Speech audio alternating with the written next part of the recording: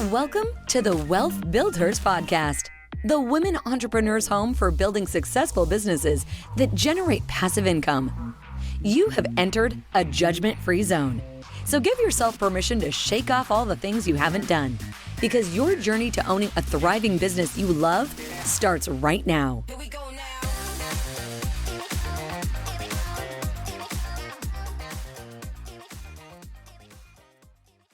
Hello, everybody, and welcome to the Wealth BuildHERS podcast. We are here today. Camille and I are here today with Vivian Yip with Austin House Flippers. Welcome to the show, Vivian. Thank you so much. I'm so excited to be here today. Yes. So I read your bio. I saw some really cool and exciting things that you've done in a very short period of time. So I thought maybe we would start with how did you get started with flipping, and then when you're ready, take us forward to what you're doing right now. Well, let's go back to 2004. That was my first introduction to real estate. And at that time, it was really just a way for me to buy real estate and house hack at the same time. My mom, who was a realtor at the time, she said, I found this great house. You need to buy it. It has a basement apartment that you can rent out. And at that time, I was living in Markham, Ontario, which is just a northern suburb of Toronto. And I was able to buy a property at $260,000, which today is unheard of. I think that same house is now worth almost $1 million. So think about that for a second, right? Over time, real estate appreciates. So by the time I was 24, I was already house hacking. And when I purchased this home, it was really outdated. It was from the early 80s. It had ugly wallpaper, had stinky carpet. And as soon as I closed on the property, I just took an X-Acto knife and I started ripping everything out. And I took down the wallpaper. I repainted everything. I bought laminate click flooring at IKEA, and I started laying my own floors. And it was sort of an accidental flip. And I was able to get that pretty much fixed up over a course of a month or so while I was working full time. And 9 months later, I got a job offer in Chicago. And I was thinking, oh gosh, should I sell this place? My parents were like, no, you should just keep it and rent it. And I was like, okay, that's a good idea. But I didn't know how to do it. My parents were like, well, we'll help you out. My parents managed properties there basically my entire life. So they knew what they were doing. So about 5 years after that, I decided to sell. The property had appreciated quite significantly. And I was able to make about I think almost $200,000 profit. I can't remember now. It's been so long. About $150,000 to $200,000 profit. So, for under 30 years old, if you, the name of the game here is start early. So then I took that money and I purchased a condo in Chicago. And ask me another time, I'll tell you I hate condos. And this was in the height of the 2007 when things were really, really hot and the market was crazy. And then we all know what happened in 2008. And the market crashed. So basically I had put 20% down on this property, which had lost $100,000 in value overnight. And I said, I haven't lost my money yet unless I sell. So I kept it as a rental for 10 years and lost $600 a month on cash flow on that. And learned my lesson there is the takeaway. I finally sold it in 2009 at a $55,000 loss. So I lost all around on this property. And my lesson here is definitely location, location, location, because this condo was in the up and coming area of Chicago called Pilsen. And when the market turns, location matters 100%. And that's where I really figured out that from now on moving forward, I'm not buying anything unless it has a great location. Great location means great proximity to schools, great schools, hospitals, and also the highway networks. So from there, we continue to, just live our lives as normal people. And then, we moved to the suburbs when I had my first baby. And we then suddenly got uprooted to go to Austin, Texas, because I got a job at Apple. I got this really, really amazing opportunity. So, we had purchased this house in the suburbs, lost a little bit of money again because we had purchased it in 2010 and things were just starting to recover at that time. And it never really recovered by the time we moved in 2014. So I lost a little bit of money there. But, I knew that this opportunity to work for Apple would make up for it, and it did. But, working at one of the biggest tech firms in the world is not easy. We're talking long hours, really challenging work, really fun, right? But at the end of the day, when you look at your life, do you really want to be, hustling from 7:30 till 6:30 at night? Then you only get to see your kids for an hour and a half every night. And I looked at my life and I thought, this is not how I want to pursue the rest of my life. How do I get out of the rat race? So I started thinking back to my experience in reading Rich Dad, Poor Dad and thinking about what passive income means and what it means to hold assets and what it means to, be free from the rat race. And I reread it again. I read it when in my 20s. I reread it again. And I thought, I can change my life. I really can. So I started dabbling in real estate, thinking back to where my parents came from. My parents they were just normal buy and hold investors. They just bought a couple of properties every few years. And now I see them my dad's 81, my mom is 75, and I see how they live their retirement. I can see how powerful real estate has been for them. And I thought, this is a really good way for me and my husband to pursue it. So in 2017, we thought we're going to do this. And I reached out to some strangers that I'd never met before. And this is another great clue that there's lots of really nice strangers out there that will help you if you're interested in something. Just use the law of attraction to find those people. And this woman named Jennifer introduced me to another woman named Christine, and they loosely became our mentors to flipping houses. And since then, in 2018 of April, we found our first house to flip. We had no idea what we were doing at the time, but we figured, we've done enough research, enough reading. We had 2 people that we could reach out to if we had any problems, and we just went for it. So in that first year, both of us working full-time jobs, we flipped 6 houses with 2 kids and 2 dogs. We were busy people, but it gave me so much energy to feel and see that it was something that we could do. And making money, it was not a lot of money at the time. It was like probably, I think our first flip was $9,000. Our second one was like 25.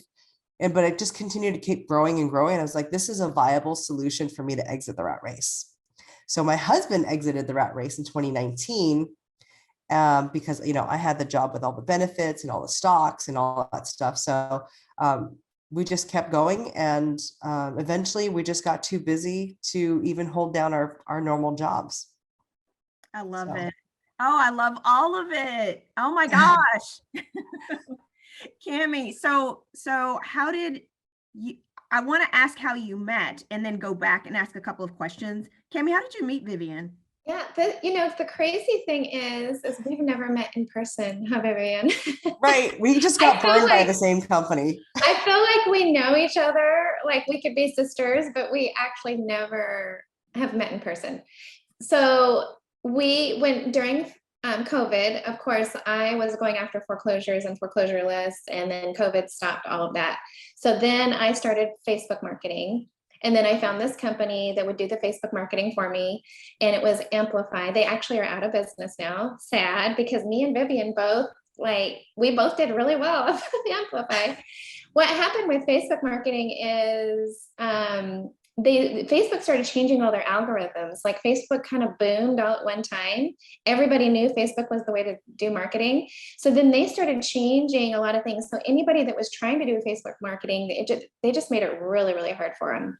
So Amplify just grew so fast. I think they ended up having 150 to 200 investors that were all in their funnel. And I think it was just too big, too fast. And they couldn't, and with the changing things with Facebook, they just couldn't do it anymore.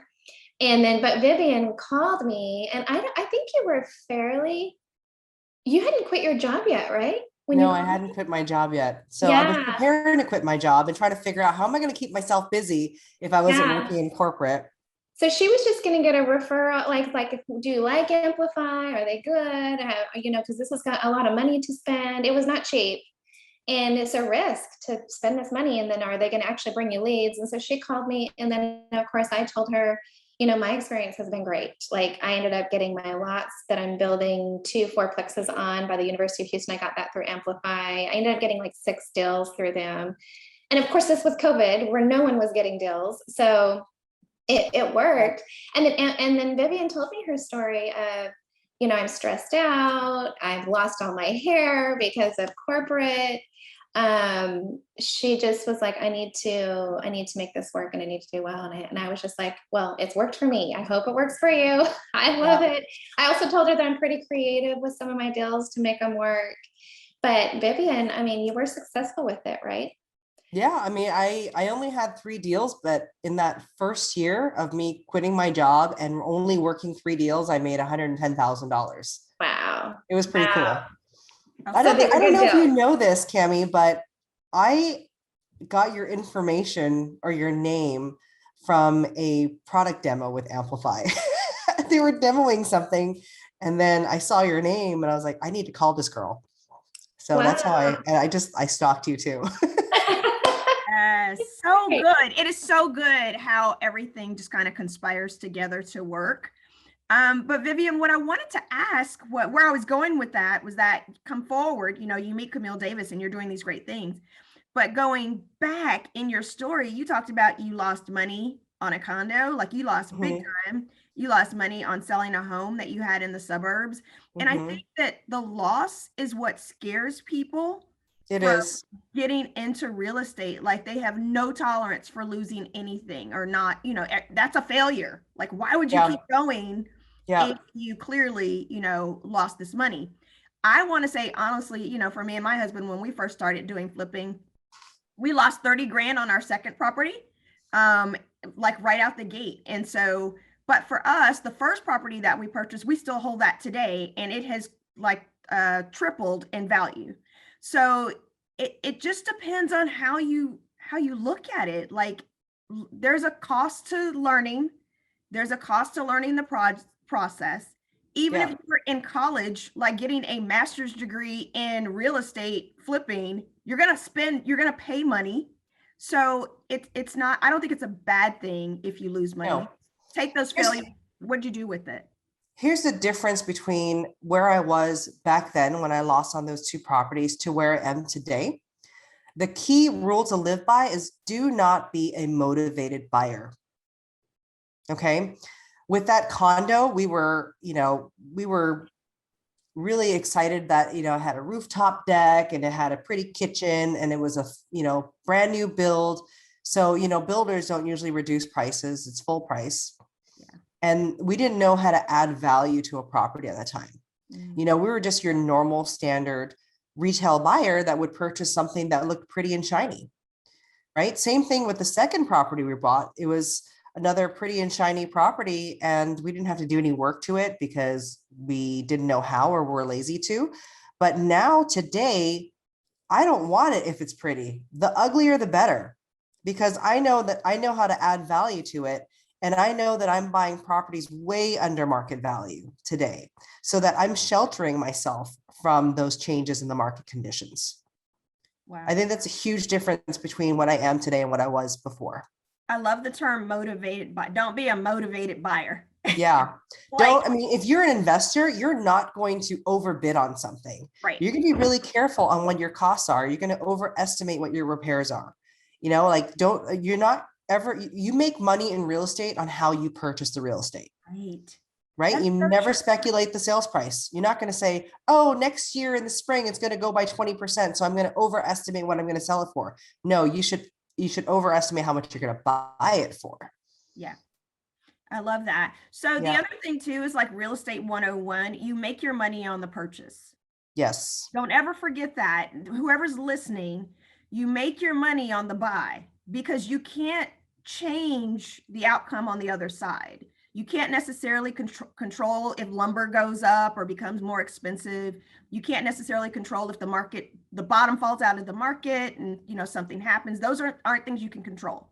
Yeah, But it's you the same can't, philosophy in the stock market. You buy the dip, but yeah, the dip in real estate is you buy the worst conditioned home and learn how to add value to it.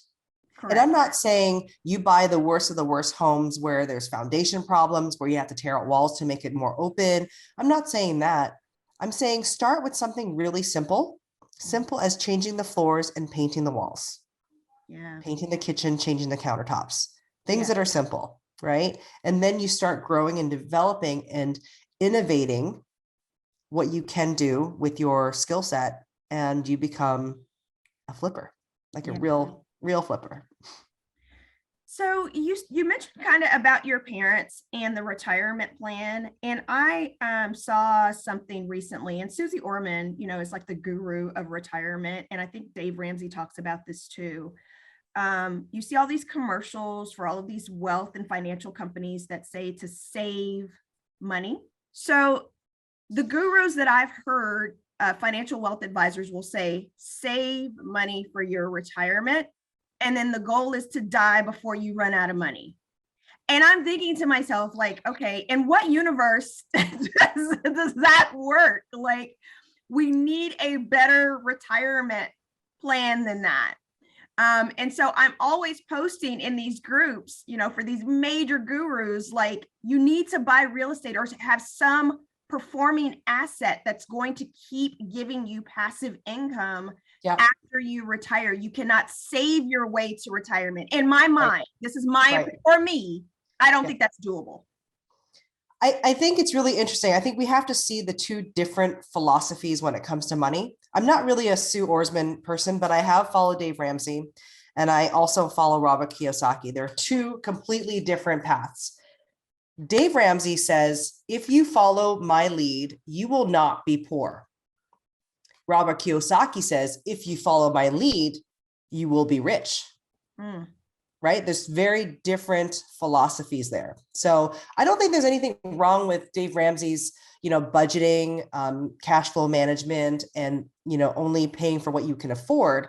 But what I love more is that Robert Kiyosaki says that you don't have an asset unless it's making you money, right? You're going to be house poor unless that house makes you money. So exactly. I really subscribe more to the Robert Kiyosaki, because now I buy assets that make me money. Yeah. Exactly. Or cars that I can write off. Yeah. That's great. I love how she differentiated between the two of those, because I get that a lot. I get the normal population, we're taught to go to school, go get a job, work for somebody else. And that's just the mentality. And that's the difference. The normal mentality is not Robert Kiyosaki, but Dave Ramsey. Yeah. Right. Yeah. That's what the majority of people are going to do. But for some reason, we're not taught, go do investments, go make money, go buy businesses that are making money, go buy real estate that is going to pay you, have your money work for you. For some reason, we're not taught any of this in school. Not really. We have to learn it outside of school. Yep. So I love how you differentiated between those two. And it's funny, Renee, you'd mentioned that, Dave Ramsey said is the goal is to die before you run out of money. That's the Dave Ramsey philosophy. But when you look at Robert Kiyosaki, the goal is to build generational wealth. I agree. Yeah. Right. Generational wealth is a very powerful thing. Mm-hmm. It gives your children and the generations after you opportunity, right? Money doesn't solve problems, money doesn't make you happy, but it can solve a lot of problems. And I don't know that necessarily Dave Ramsey is the one who subscribes to, you need to die before you run out of money. I just know that for my financial wealth planner that my husband and I, we've had several, and we finally found someone who does real estate and stocks. But just working with wealth advisors who just do stocks only. And there's a whole school of thought about maybe they only do that because they get paid on that. They don't get paid on the real estate and so forth. But many, many wealth investors have told us about, this is how much you need in retirement. You need to be saving this much per month. And then they give you this pretty chart and a graph and a bar graph and a line graph. And like, your life expectancy is this, and this is how much you want to have per month to sustain your current Lifestyle. living. Mhm. Yeah. And so I'm just I remember looking at that even in my 20s, like, I gotta like not run out of money before I die. Like there has to be another way. And I didn't know about real estate investing, but I just knew that for me, the blue collar people in my family, they lived on Social Security. Like there was no save, they didn't make enough to save after they retired. Their income was too low. So I Mhm. thought that is a wildly limited way of living in retirement. And so I'm just so proud of everything that you're doing, Vivian and Camille, and that women that we're able to do to help to sustain our families. And we can retire at any age. I Yeah. mean, and you left your corporate job with a phenomenal company. Mhm. In what decade? Are you 30s, 40s? Like in what age range did you leave your job? I was 42. Okay, there you go. Yep. And, just to clarify, I left my job. I loved working at Apple. I really did. I was challenged and I had great colleagues, but the last role that I took and all the things that were happening during the pandemic, my kids being at home, all those different things is what really caused my stress. And a lot of it was, personal. And that's when my hair fell out. But I tell people this all the time, that bad things are going to happen. But when you look at those bad things, sometimes it's happening for you and not to you. For me, losing my hair happened for me because it gave me the signal that it was time to leave. So I hope my audience will take that away as well. Love So, it. I just got chills. yeah. Just chills all down the arms. That's great. That's amazing. Life Yeah. is going to be hard and things are going to be hard. And you're going to run into, even in real estate, you're going to run into the deals that just lose money. Yeah. But you can't get discouraged. You have to say, hey, I'm going to learn from this. I'm going to turn this bad thing into a good thing. Yep. And I'm going to move forward and I'm going to kill it on the next deal or Yeah. on the next challenge in life. And what have I learned from this? Yeah. A few weeks ago, I took sailing lessons because, I'm planning for my retirement one day to sail through the Caribbean. But I saw this sign and it said, great sailors weren't made in calm waters. Wow. And I was like, straight, we're going to learn some lessons in real estate, but it's only going to make us stronger. So good. Oh, that's So good, right? Yeah. Yeah. So it sounds like you have a family, you have a husband that's working with you in the business. Is that right? Yeah, we work together very well. We've been doing this together. We're on our 5th year. And surprisingly, we still love to have lunch together and we still like to go on dates and we get along really, really well. I mean, some people are like, how do you guys not talk business all the time? Like, well, we do, but we have fun doing it as well. It's just part of our life now. And it's great. It's enjoyable. And I couldn't do this without him. So he's more the person that executes the flips. And I'm the person that's more on the strategy side. I'm planning the financing, the cash flow, the deals, the marketing, networking, that kind of stuff. And he's there solving permit issues, solving plumbing issues, problems with the flips, or even just getting the flips done. So we make a really great team. And I haven't been able to run a flip 100% without him. He's just been such a great resource. Has he enjoyed the process as well? Oh yeah, he loves it. I mean, he's never been the kind of person that could stand and sit behind a desk all day. I mean, he did that for the majority of his career as he was in sales for 10 years for a bicycle computer company. And then he was a sales director for another product company in doing like thermoses and stuff like that. So, but he never loved sitting behind a desk. He's always loved working with his hands. So I think this is his dream career. That sounds so good. Just you guys working together. I know, Camille, you and Kyle do a lot of work together as well. Yeah. It's Yeah. been a process, he's definitely the spreadsheet person, the organization. I'm organized too, but I'm definitely the hands-on, get in there, talk to the people, solve the problems, and he just lives like, he likes seeing something dirty become better too. So he does like the rehabs. Yeah. And I love just solving problems, creating solutions. I love that part.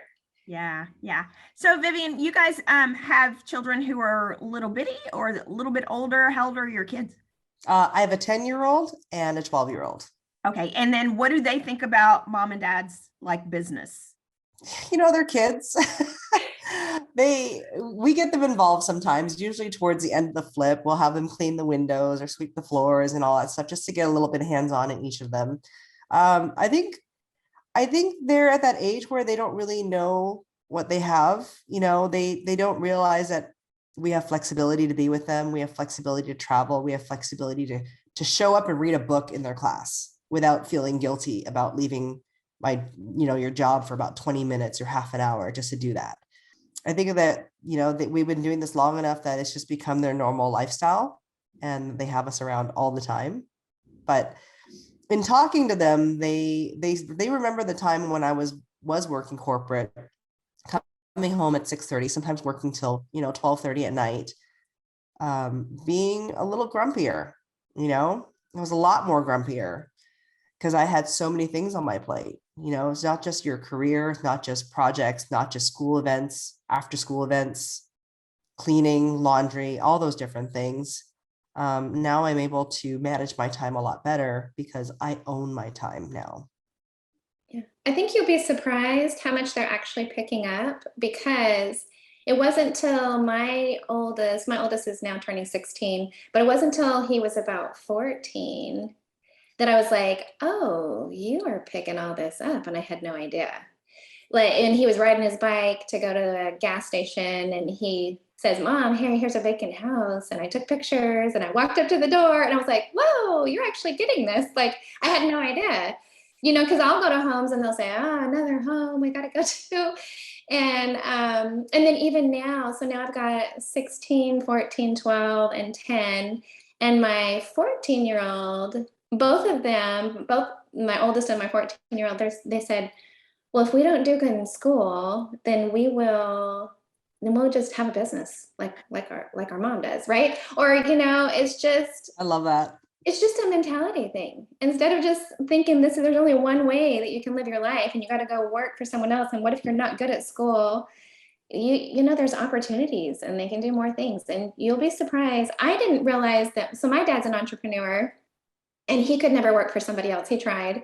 And so I picked up all these things and had no idea. I went to college. I went and got that job as the nurse and worked at MD Anderson, the cancer hospital. And but then, quit my job to stay home with the kids. And then that's when I realized I had all this business side that I thought was boring. But I learned these skills from my parents to not give up, to create solutions. I had no idea that I even learned these things. But I learned them, like they were just by watching and not even knowing that I learned it. So you'd be surprised. I mean, I know for sure they're learning. I mean, I lecture them all the time. Like I don't even listen to music or podcasts in the car. I'm just lecturing them. I just talk to them and I'm sure they're absorbing some of it. Absolutely true. And that's why I asked, because when we have children and we are real estate investors, they are picking up what we're putting down.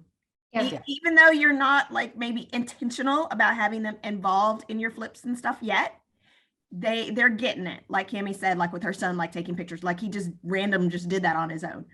And so I have adult children. Well, they're age 18 and 20.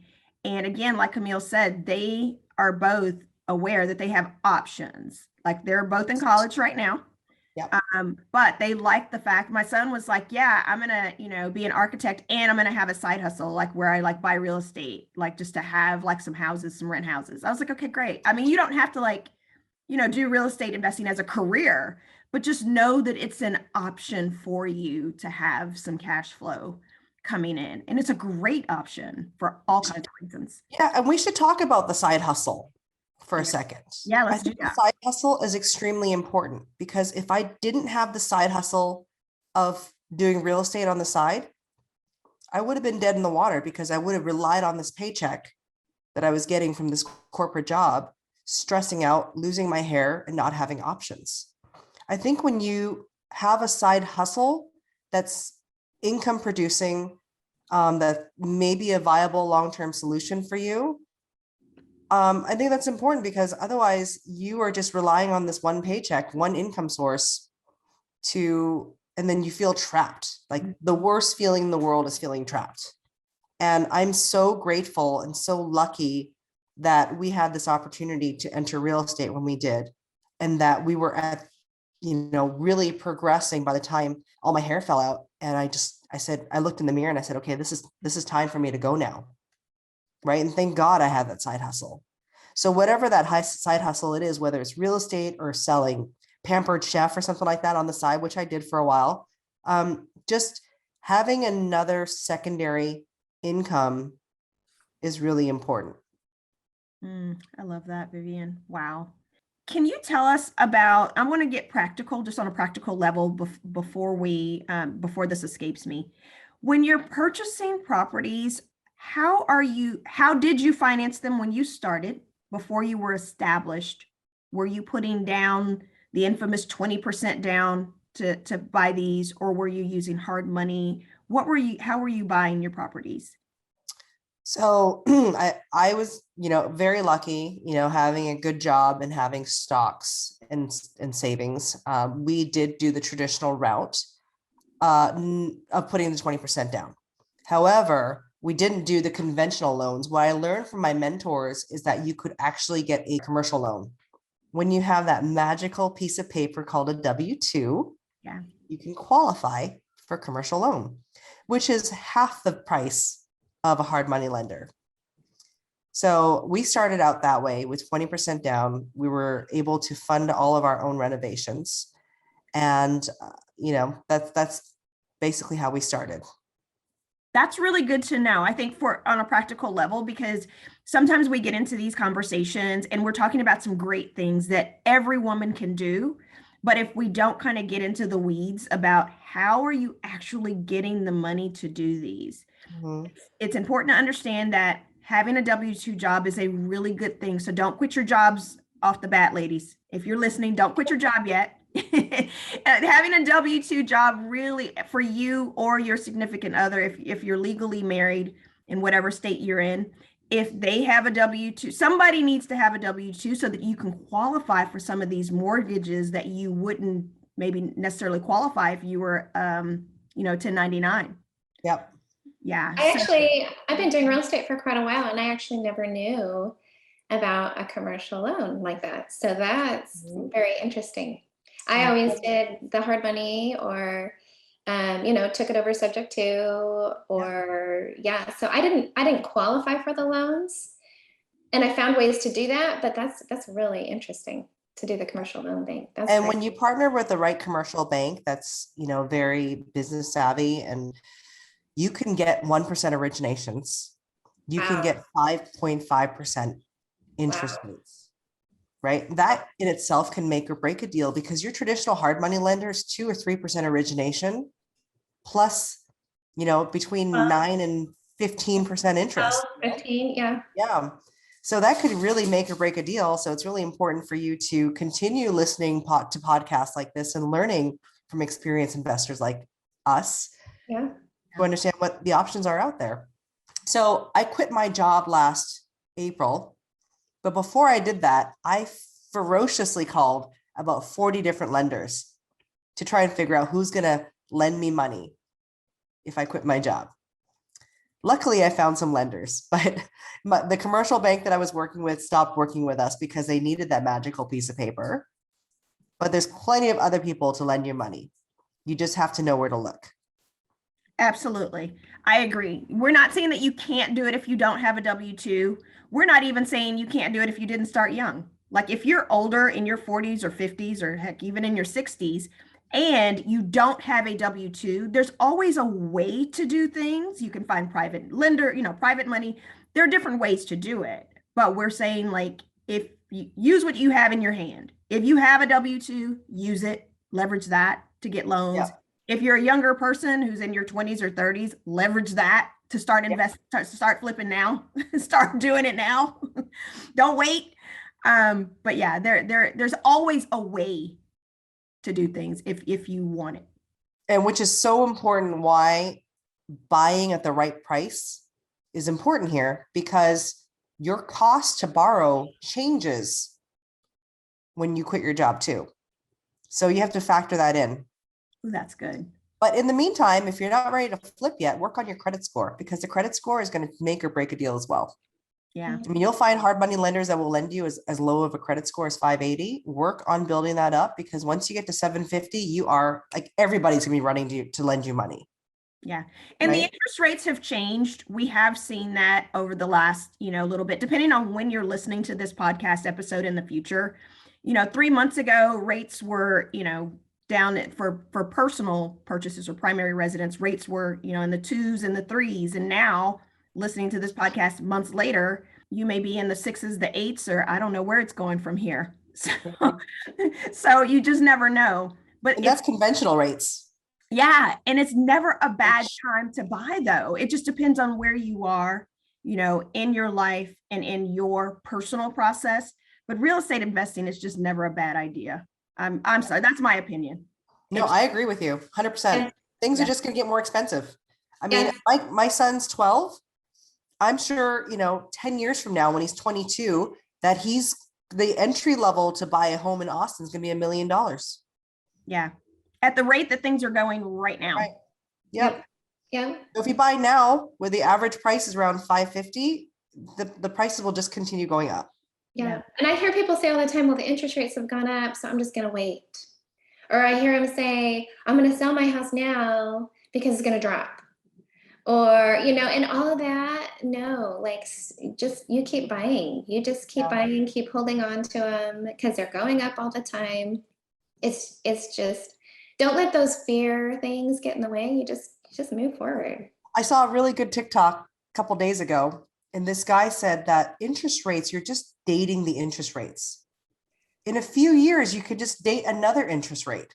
You buy now, right? And you can refinance later. Yeah. Yeah. Yeah. The thing is that, I think the market's really cold right now because everyone's traveling. Pandemic's almost over. People are finally getting a breath of fresh air and able to go to Europe and go to the Caribbean and whatever. And they're not thinking about buying real estate because when they were trying to buy in the spring, they were having multiple offers, competing with hundreds of people. So they lock themselves up and rent. So they're renting somewhere. Come the spring, they're going to see their landlord is posting a 20% rent increase. And they're like, maybe I should buy instead. Because a 6% interest rate is not that bad compared to a 20% rental increase. I think we're going to see that in the spring. I would not be surprised at all. The market fluctuates and it's always best to own the property. And like you just said, you can always refinance as the rates go down or things change. You can buy down the rate if you need to get a lower interest rate over time. You have options if you own the property versus if you're renting. So all of those are really good things. And you can house hack, which is what you talked about earlier, House hack now. Yeah. Oh, wow. Okay. Wait. So you have a family, because people say, hey, if I have a family, I can't house hack. I don't want to share my house if I've got kids. Tell us more about that, Vivian. So we bought this house 2.5 years ago, and it's about 3,300 square feet, single story. What was unique about this property that was built in 1976 was that even though from the outside it looks like a 3-car garage, okay, 2 of those garage spaces is actually a playroom, and it had plumbing to it already. It had like a sink. So it's joined to our house by a roof line only. So it's in the back of my house. It has a small roof line, and the studio is back there. And I told my husband, I'm like, we need to plumb this out for sewage. We're going to put a whole studio in here. He's like, you're crazy. I'm like, no, we don't need 3,300 square feet. It's just the 4 of us. So we turned that 450 square feet into a full studio with a kitchenette, full bathroom. And I rent that out to travel nurses for about $1,700 a month. Wow. I have totally told my husband we should do this. He's like, I don't want someone living at my house. And I keep saying, I'm like, we got all this space in the back. We've got this big garage. Let's finish it out. And so maybe we should do it. I mean, I'm totally doing what Robert Kiyosaki said is like your asset, your home should be income producing. And that's what I did. That's what I did. Yeah, I love it. Absolutely. Oh my gosh, that is so good. And that's absolutely the way to go. So do you have to worry about restrictions? Because some people start talking about, well, I don't know if my town or my city ordinance or my township will allow that.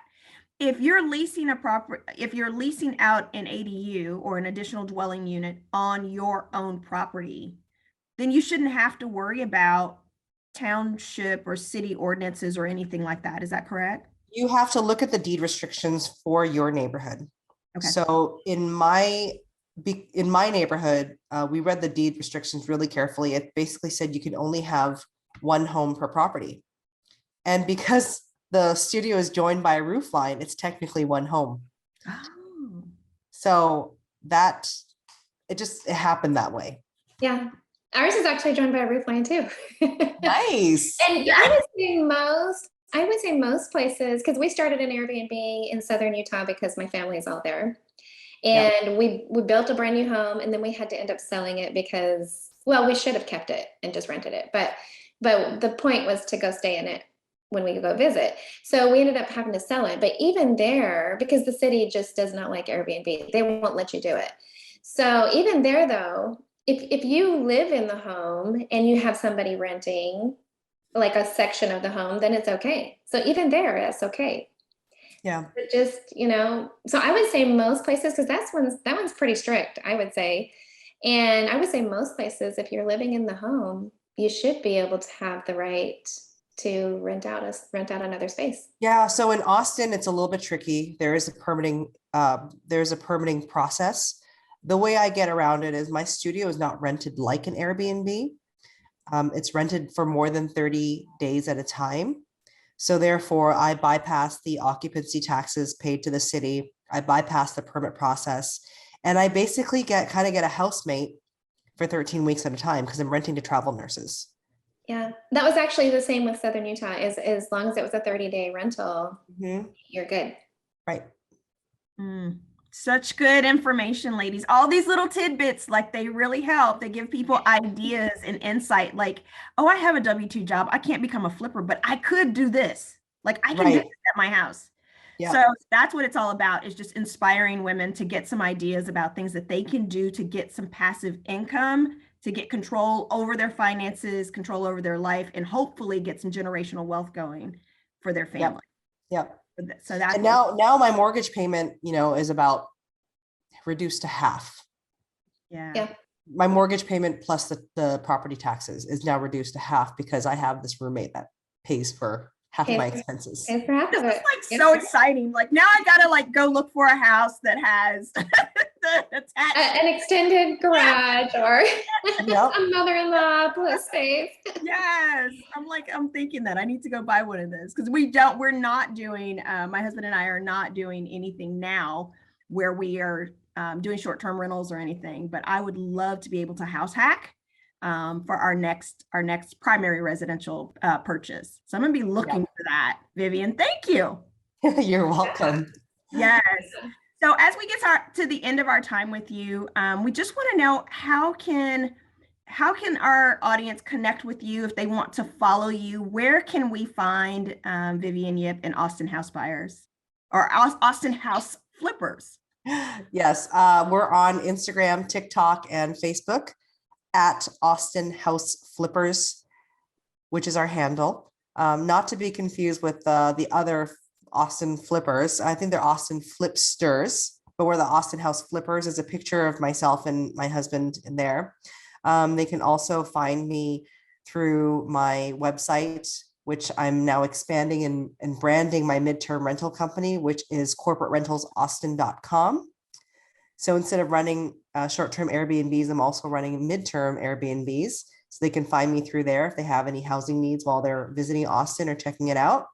And we have, come check out some of our content on YouTube. We have these, really fun episodes. They're really short. Most of them are under 12 minutes. And it just shows our audience how we take a really ugly, stinky home into something really beautiful. I love it. Austin House Flippers. Yes. Tons of pro tips in there showing you how to add value, what to look for, how to walk a property, lots of different things like that. She has great videos. I'm totally entertained every time I'm watching them. I think I'm watching house flipping on TV and just love it. So you're doing a great job. And then she's also starting an Invest Her Women group in Austin. Yes. And she's going to be doing some coaching too, right? That's what people want. They want coaching after they learn all this stuff. They're like, can you help me do this? Yeah, I'm still working out the details of the coaching, but I think I've come to terms with, I'm going to call it Yip Flips. I love it.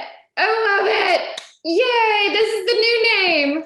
Love it. Love it. That Yip is so good, Vivian. Okay.